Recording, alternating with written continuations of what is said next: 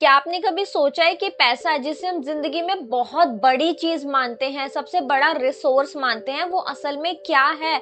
अगर पैसा आज खत्म हो जाए तो क्या सब कुछ खत्म हो जाएगा, या फिर पैसा कहीं ना कहीं सिर्फ एक बहाना है जिसके जरिए हम अपनी जरूरतें पूरी करते हैं? तो आज के इस पर्टिकुलर वीडियो में मैं मनी के एक इस एंगल से टच करने वाली हूँ जिससे आप लोग बहुत ही ज्यादा रिलेट कर पाएंगे, राइट? मनी का जो एक आपके मन में होता है ना कि पैसा मतलब बहुत ही बड़ी चीज, राइट? तो उसको लेकर आज आपको बहुत ज्यादा क्लैरिटी मिलने वाली है, ठीक है? अगर आप मनी को इस तरीके से सोचना स्टार्ट करेंगे मनी के बारे में, तब जो है आप अपनी मनी की वाइब्रेशन को बहुत ही इजीली रेज कर पाएंगे, जिससे कि आपकी लाइफ में मनी का फ्लो बढ़ेगा। तो वीडियो को एंड तक जरूर से देखिएगा एंड अपना फीडबैक भी जरूर से शेयर कीजिएगा। तो चलिए स्टार्ट करते हैं। नमस्ते दोस्तों, कैसे हो आप सभी लोग? आई होप आप सभी अपनी अपनी लाइफ में एकदम हस्त मस्त और स्वस्थ होंगे। मेरा नाम है काजल और आप लोग देख रहे हैं we are the beautiful souls. आज के टॉपिक में हम लोग मनी की वाइब्रेशन को एकदम शिफ्ट करने वाले हैं, राइट? बस थोड़ा सा ध्यान से सुनिएगा। तो सबसे पहले आप मुझे एक बात बताओ कि जो मनी है वो क्या है? क्या पैसा मतलब पावर होता है, या पैसा मतलब फ्रीडम होता है? मतलब पैसा अपने आप में क्या है? तो अगर आप लोग थोड़ा सा भी ध्यान से देखोगे ना, तब आप लोग समझोगे कि मनी, पैसा, ये जो है सिर्फ और सिर्फ एक मीडियम है। किस चीज का मीडियम है? देखो, हमें बचपन से ये चीज बताई गई है कि पैसा हमारी लाइफ में सब कुछ है, पैसा बहुत कुछ है, राइट? पैसा नहीं तो कुछ नहीं। और ये जो बिलीफ है ना, ये इतना गहरा है कि हम लोग मनी को ना बिल्कुल गॉड की तरह देखने लगते हैं। बिल्कुल भगवान का दर्जा हमने पैसे को अपनी लाइफ में दे रखा है कि वो है तो ही सब कुछ है, राइट? लेकिन अगर आप लोग ध्यान से देखें कि जो मनी है वो क्या है, मनी अपने आप में सिर्फ और सिर्फ एक मीडियम है, उससे ज्यादा कुछ भी नहीं है, राइट? मतलब पैसे की जो है खुद की कोई पावरफुल एंटिटी नहीं है, वो सिर्फ एक टूल है जिसके जरिए हम अपने डिजायर्स को पूरा करते हैं, राइट? हमें कोई भी चीज चाहिए होती है, हम सामान खरीदते हैं, वो सामान हम लोग लेते हैं और उसके बदले में पैसा देते हैं। हमें किसी की कोई सर्विस चाहिए होती है तो हम सर्विस लेते हैं और उसके बदले में पैसा देते हैं। तो माने जो मनी है वो अपने आप में कोई बहुत पावरफुल चीज नहीं है, वो सिर्फ एक मीडियम है जिसके बदले हम जो है एक्सचेंज करते हैं। कभी हम सामान खरीदते हैं, कभी हम कोई सर्विस लेते हैं, हम कपड़े लेते हैं, सब्जी लेते हैं, घर लेते हैं, गाड़ी लेते हैं। मतलब ये सारी चीजें खरीदने का एक मीडियम है मनी, राइट? सोचो, जब पैसा नहीं था तब लोग क्या करते थे, है ना? मतलब आज से कुछ साल पहले जब हम जाए, कुछ नहीं इवन बहुत साल पहले अगर हम लोग जाए, तो आप लोगों ने बार्टर सिस्टम के बारे में सुना होगा। जो गांव के लोग बताते हैं ना, हमारे मम्मी दादी वगैरह लोग बताते हैं कि उन लोगों के गांव में किस तरीके से चीजें होती थी कि जिसके पास गेहूं होते थे, और जैसे मान लो दो इंसान है, एक के पास गेहूं है, एक के पास चावल है, तो क्या करता था, गेहूं वाला अपने गेहूं चावल वाले को देता था और चावल वाला अपने चावल गेहूं वाले को देता था। माने गेहूं के बदले हम चावल लेते थे, दूध के बदले चावल होता था, ठीक है? गेहूं के बदले कपड़े होते थे, किसी को खेत के बदले एक बैल दे दिया जाता था। यानी कि एक एक्सचेंज सिस्टम था जिसमें फिजिकली चीजें डायरेक्टली एक्सचेंज होती थी, डायरेक्टली स्वैप अप होती थी, राइट? फिर उसके कुछ टाइम बाद आए कॉइन्स, जिसमें पहले गोल्ड और सिल्वर का कॉइन्स यूज होते थे। मतलब उसमें जो वो कॉइन होते थे वो गोल्ड और सिल्वर के बने होते थे, ठीक है? उस कॉइन के खुद की भी वैल्यू होती थी। मतलब एक गोल्ड का जो कॉइन है उसमें जो सोना है उसकी वैल्यू उतनी ही होती थी जितने का वो गोल्ड है ना? माने अगर मैं इसको समझाऊं तो मान लो कि कोई एक सोने का सिक्का है, ठीक है, जिसकी वैल्यू 100 रुपए है। तो अगर उस सोने के सिक्के की वैल्यू 100 रुपए है ना, तो उस सोने के सिक्के में जो सोना यूज हुआ है उसकी वैल्यू भी 100 रुपए ही है, ठीक? इस टाइप से गोल्ड और सिल्वर के कॉइन्स आया करते थे।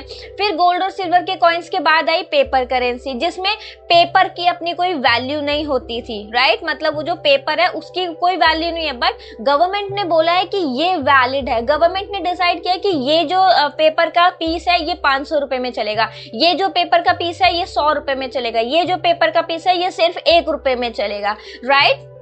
माने पेपर करेंसी आई बाद में। फिर और समय बीता, फिर उसके बाद आई प्लास्टिक करेंसी। प्लास्टिक करेंसी में क्या हुआ, डेबिट कार्ड्स आ गए, क्रेडिट कार्ड्स आ गए, है ना?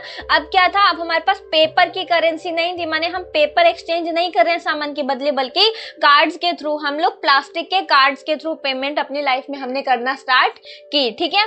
उसके बाद अब का एरा है जो आजकल का जो टाइम है, यहाँ पर चल रही है डिजिटल करेंसी। माने यूपीआई कोड्स हो गए, क्यूआर कोड्स हो गए। मतलब यूपीआई हम लोग पेमेंट्स कर रहे हैं, पेटीएम है, गूगल पे है, फोन पे है, मतलब कहने का सारा है कि यहाँ पर सारी की सारी डिजिटली ट्रांजेक्शन्स हो रही हैं, ठीक है। सिर्फ नंबर्स का हेर फेर हो रहा है। हम कोई भी सामान खरीदते हैं, हम क्यूआर कोड स्कैन करते हैं और हमारे अकाउंट से कुछ पर्टिकुलर नंबर चला जाता है और किसी दूसरे के अकाउंट में कुछ पर्टिकुलर नंबर जाके एड ऑन हो जाता है। माने यहाँ पर ना तो गाय भैंस आपस में बदली जा रही है, ना ही सोने चांदी के सिक्के आपस में बदले जा रहे हैं, ना ही डेबिट क्रेडिट कार्ड्स के थ्रू पेमेंट हो रही है, ना ही पेपर करेंसी, बल्कि सिर्फ नंबर एक जगह से दूसरी जगह ट्रांसफर हो रहे हैं, राइट। मतलब कहने का ये है कि आज की डेट में अगर हम लोग देखें तो पैसा जो है वो एक नंबर बन चुका है जिसका हम लोग यूज करते हैं और उसे हमने इतना बड़ा बना दिया है कि वो हमारे ऊपर हावी होने लगा है कहीं ना कहीं, राइट। अब्राहम हिक्स कहते हैं कि आप जितना पैसे को लेके इनसिक्योर फील करते हो ना, उतना ही आप उससे दूर चले जाते हो। क्यों? क्योंकि आपकी सोच लैक वाली होती है, राइट। तो जब हम पैसे को इतना बड़ा बना देते हैं तब हम अपने डिजायर से वाइब्रेशनली अलग हो जाते हैं। हमें पैसा चाहिए होता है पर हम सोच रहे होते हैं कि कैसे आएगा, कौन आएगा। महंगाई इतनी बढ़ती जा रही है, इन्फ्लेशन बहुत बढ़ती जा रही है, रुपीस की वैल्यू कम होती जा रही है ना। जैसे हम लोग बोलते हैं ना कि जब इंडिया आजाद हुआ था तब जो रुपीस की वैल्यू थी तब ₹1 और $1 लगभग बराबर हुआ करते थे, और आज की डेट में अगर हम लोग देखें तो ₹80 $1 के बराबर है। माने रुपीस की जो है वो वैल्यू कम होती जा रही है, ठीक है। महंगाई बढ़ती जा रही है। हमारी मम्मियां बताती है ना कि उनके जमाने में 1000 रुपए में मतलब 1 तोला सोना आ जाता था। एक एग्जांपल बता रही हूँ मैं कि 1000-2000 में एक तोला सोना आ जाता, कि उनकी शादी की पूरी ज्वेलरी 5000 में बन गई थी, और आज के डेट में 5000 में एक नाक की लॉन्ग भी नहीं बनेगी, 1 लाख रुपया सोना चल रहा है। मतलब कहने का ये है कि हम लोग ये चीजें देख के बहुत ज्यादा अपने अंदर फियर वाली फीलिंग आती है कि हमारे पास पैसा बहुत कम है, महंगाई बहुत बढ़ती जा रही है, राइट। यानी कि हम चाहते तो कुछ और हैं लेकिन हम सोचते उसका ऑपोजिट है ना। हम चाहते तो कि हमारी लाइफ में मनी आ जाए, लेकिन मनी को हमने एक भगवान का दर्जा दे रखा है कि मनी हमारी लाइफ में बहुत बड़ी चीज है, वो हमारी लाइफ में बहुत मुश्किल से आएगी, और इवन आएगी भी या नहीं आएगी कुछ नहीं पता, कैसे आएगी कुछ नहीं पता, कौन देगा कुछ नहीं पता। माने हम चाहते पैसा है लेकिन हम सोच उसका ऑपोजिट रहे हैं, और यही अपने आप में रेजिस्टेंस होता है, राइट। तो यहाँ पर पता है अब्राहम हिक्स क्या कहते हैं? अब्राहम हिक्स कहते हैं कि आपको जो है ना मनी की जगह अपने डिजायर पर फोकस करना चाहिए, राइट। मतलब मनी की वैल्यू पे मत जाओ बल्कि अपने डिजायर पे जाओ। जब आपको कुछ चाहिए ना तो यूनिवर्स हर पॉसिबल तरीके से उसको डिलीवर कर सकता है, चाहे वो पैसा हो या फिर कोई और मीडियम हो, राइट। तो आज अगर हम पैसे को सिर्फ एक कन्वीनियंट टूल मान लें और उसके पीछे की फीलिंग ऑफ फ्रीडम, ईज और जॉय पे ध्यान दें तो हम पैसा हमारे लिए इतना बड़ा इशू नहीं रहेगा, राइट। यहाँ पर एक नया बिलीफ सिस्टम अडॉप्ट करो। आप चाहो तो खुद से कुछ इस तरीके से बात करो, मनी जो है वो सिर्फ और सिर्फ एक मीडियम है, राइट। मुझे पैसा नहीं चाहिए, मुझे पैसे से जो मिलता है वो चाहिए।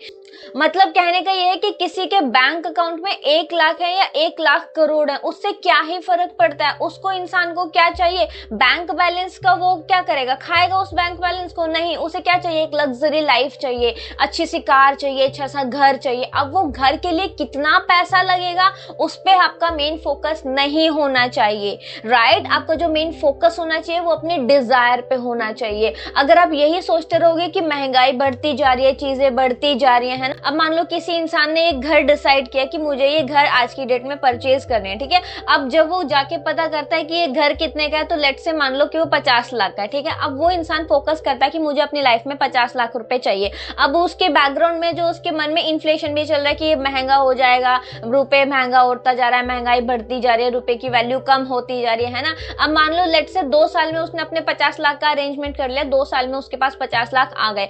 अब जब वो गया वहां पर पता करने उस घर को, तब वो घर 50 लाख की जगह 1 करोड़ का हो गया। अब एक बात बताओ ना, अब क्या उसका मनी वाली वो चीज पे फोकस करना बेटर था, या फिर अगर वो घर पे मेन फोकस करता तब उसके लिए बेटर था? डेफिनेटली घर पे फोकस करना चाहिए था। इसी तरीके से ग्राहम हिक्स बोलती हैं कि आपका जो मेन फोकस है ना वो अपने डिजायर पर होनी चाहिए। मनी के अमाउंट पे आपको फोकस करने की जरूरत नहीं है, क्योंकि इन्फ्लेशन बढ़े या इन्फ्लेशन घटे, आप अपने डिजायर के साथ अलाइन रहोगे तब आपको यूनिवर्स वो डिलीवर करेगा। अब महंगाई कम हो रही है, घट रही है, बढ़ रही है, सोने के सिक्के आए, चांदी के सिक्के आए, 2000 का नोट बंद हो जाए या कुछ भी दुनिया जहान में हो जाए, अगर आपका जो मेन फोकस अपने डिजायर पर है, अपने डिजायर के साथ अलाइनमेंट में है, देन वो आपको डेफिनेटली मिलेगी ही मिलेगी, राइट। तो क्या हम आज से पैसे को भूल जाएं? नहीं, बल्कि उसे इतना बड़ा मत बनाओ कि वो आपकी खुशी का सेंटर बन जाए, राइट। मनी जो है बस एक पैसेज है, राइट, पर आपका जो रियल पावर है ना वो आपके वाइब्रेशन में है। जब आप अलाइंड होते हो तो पैसा हो या और मीडियम हो, सब कुछ आपकी तरफ इजीली फ्लो